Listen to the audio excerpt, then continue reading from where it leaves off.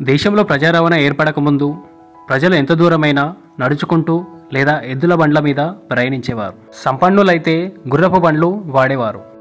అది అప్పటి దేశ ప్రజల పరిస్థితి. కానీ దేశంలోని తొలిసారి సామాన్యుడు బస్సు ఎక్కి ప్రయాణించాడు. తెలంగాణ రాష్ట్ర రోడ్డు రవాణా సంస్థ. దీని పూర్వనామం నిజాం రాష్ట్ర railway and road transport department. Telangana రాష్ట్రంలో నిజాం స్టేట్ రైల్వేలో భాగంగా దేశంలోనే మొట్టమొదటిసారి తెలంగాణ రాష్ట్రంలో 1932లో ఈ సంస్థ ఏర్పడింది. NSRRTD నిజాం రాష్ట్ర railway and road transport department 27 బస్సులు 166 మంది కార్మికులతో ఈ సంస్థ ప్రారంభమైంది. నిజాం సర్కార్ ఈ బస్సులను బ్రిటన్ నుండి తెప్పించాడు. 1932లో రహదారులను జాతీయం చేసి ప్రభుత్వమే బస్సులను నడిపించింది. 1936 వరకు తెలంగాణలోని అన్ని జిల్లా కేంద్రాల్లో బస్ డిపోలను ప్రారంభించారు.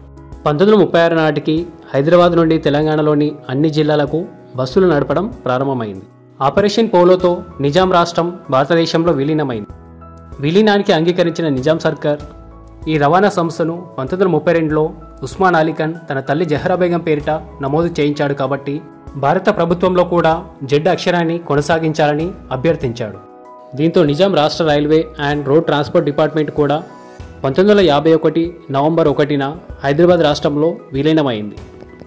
1956లో హైదరాబాద్ రాష్ట్రం ఆంధ్ర రాష్ట్రం కలయికతో ఏర్పడిన ఆంధ్రప్రదేశ్ రాష్ట్రం కూడా జెడ్ అనే నెంబర్ ప్లేట్ని కొనసాగించింది. తర్వాత ఆంధ్రప్రదేశ్ రాష్ట్రం నుండి తెలంగాణ విడిపోయాక ఏపీఎస్ఆర్టీసీ నుండి విడిపోయి మే 24, 2015న టీఎస్ఆర్టీసీ ఏర్పాటు చేయబడింది. ఈ తెలంగాణ రాష్ట్ర రోడ్డు రవాణా సంస్థ కూడా తల్లి ప్రేమకు గుర్తుగా ఉన్న జెడ్ అక్షరాన్ని కొనసాగిస్తూనే వస్తుంది.